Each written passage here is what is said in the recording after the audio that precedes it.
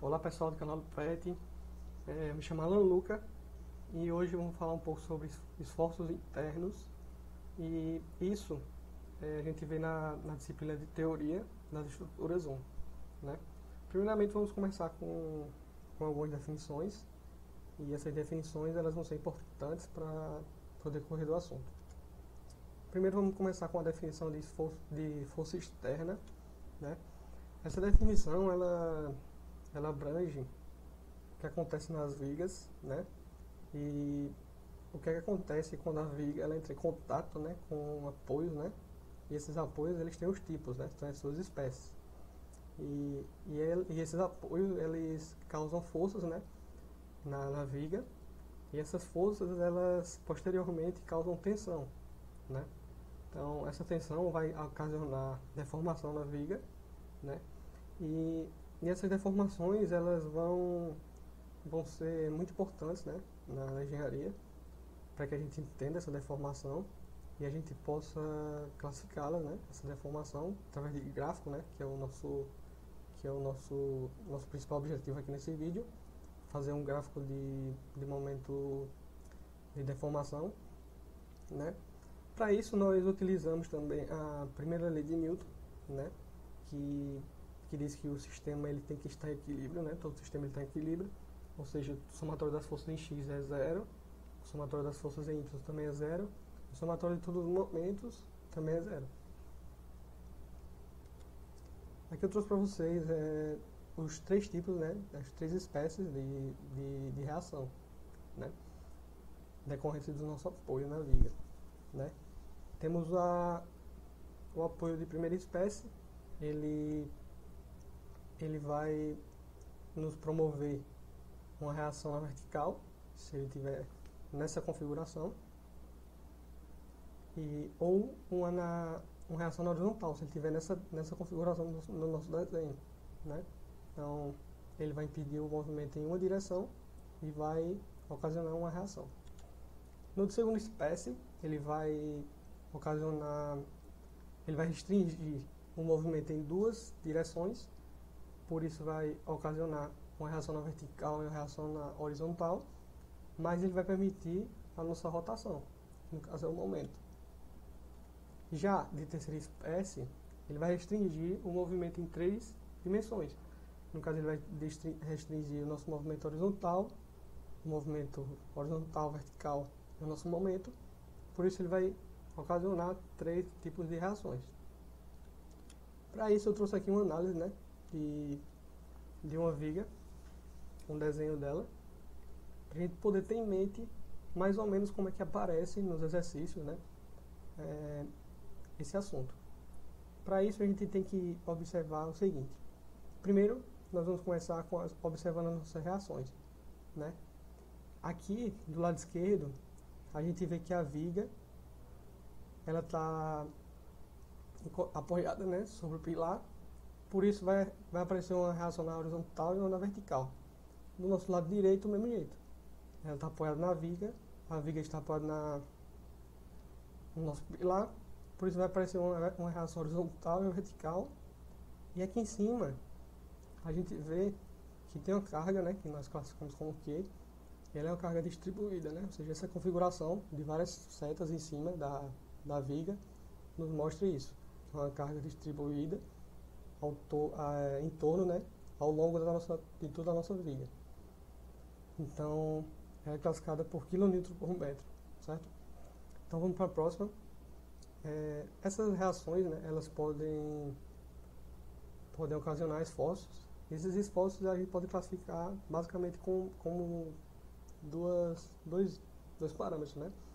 Ele pode ser um corte, quando temos duas forças em sentidos diferentes, né, ou seja, um para cima e outro para baixo, ocasionando um movimento de corte na nossa viga. Também a nossa viga pode estar em flexão, né? Em flexão seriam cargas que deformam a nossa viga, que são as nossas tensões, como nós classificamos lá no início, e vai ter a seguinte configuração. Em cima da nossa viga a gente vai ter uma compressão, e embaixo a gente vai ter uma tração na nossa viga. É isso. Depois que a gente entender um pouco sobre o esforço, a gente agora vai partir para um método, né, que eu fiz para vocês, um passo a passo, de como a gente vai resolver os problemas daqui para frente. Primeiro passo que eu separei para vocês, a gente tem que fazer um diagrama, né, entender o desenho, tudo que está acontecendo nele, e também dizer o nosso sistema de referência, né, tipo, dizer quais os sentidos positivos, quais os sentidos negativos. Por exemplo, né, a minha viga, ela, na maioria dos desenhos, né, normal, ela está representada como sendo um retângulo.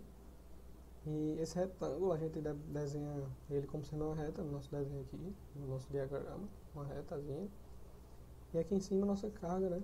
Carga distribuída. E aqui do lado esquerdo, a gente tem as nossas reações. No caso é uma reação de segunda espécie, né? Porque ela apresenta duas reações, uma na horizontal e outra na vertical. E do lado direito a gente tem uma reação, né? Um apoio de primeira espécie, e ela vai ter uma reação. Por exemplo, né? Eu estou aqui no sistema de referência, né? Quais são os sentidos positivos, quais são os sentidos negativos. Aí a gente vai para o desenho aqui e vai dizer isso. O que é que isso representa? E no caso eu separei como sendo o próximo passo. No caso aqui, eu tenho a minha viga, né? E ela tem as minhas reações. Minha reação horizontal e minha reação vertical. Por exemplo, na minha reação do lado direito, ela vai ter um valor, né? E como eu arbitrei lá, que sendo para cima seria positivo, então essa reação aqui no meu cálculo, ela vai entrar como sendo positiva no meu cálculo. Já do lado esquerdo, eu tenho a reação também apontando para cima, que no meu sistema de referência eu botei como sendo positivo. Já essa outra reação aqui na horizontal, ela está apontando para a direita. Também no sistema de referência eu botei como sendo positivo. Então o cálculo vai entrar como sendo positivo. Já a minha carga distribuída ao longo da minha viga, ela está apontando no sentido para baixo, né?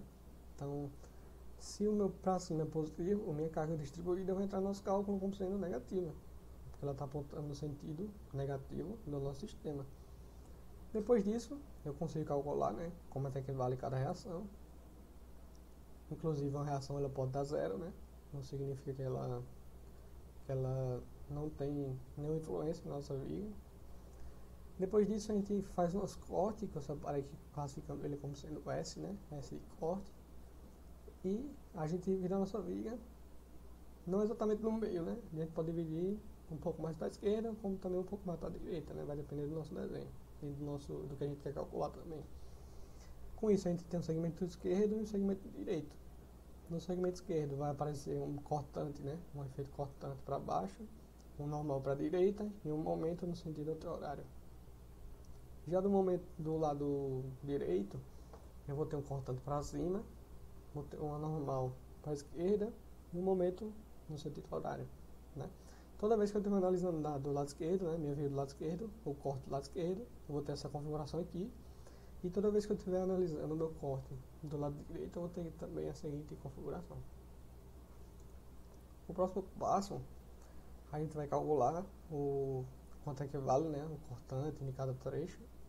E o quanto é que vale também o momento de cada trecho.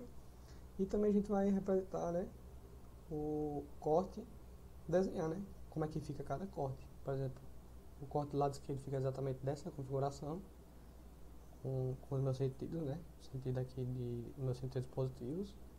E aqui também, do lado direito, os meus sentidos positivos. E todas as cargas, né, que aparecem na minha viga. Depois disso, calculando cada carga, calculando cada reação, eu consigo montar o meu diagrama. Aí muita gente pergunta, para que serve exatamente esse diagrama, né? O que é que ele quer dizer, o que é que ele quer nos apresentar. Por exemplo, o diagrama do momento fletor. Se eu calculei minha viga lá e eu tive o seguinte gráfico no momento fletor, e ele está apontando assim para cima, isso quer dizer que ela está sofrendo flexão, minha viga está sofrendo flexão para cima, e para resolver isso eu tenho que adicionar a ferragem aqui em cima. Então por isso que é muito importante eu saber o que é que significa o gráfico. Então é isso, gente. Agradeço a todo mundo pela atenção. Sigam nós nas redes sociais, canal do PET, e aqui está o nosso e-mail. Caso alguém tenha alguma dúvida, algum questionamento, a gente pode entrar em contato com a gente, que a gente vai estar respondendo. E no próximo vídeo eu vou trazer um exemplo para vocês, um exemplo prático, né, de exercício, e a gente vai aplicar todos esses passos que nós aprendemos hoje no próximo vídeo. Tchau!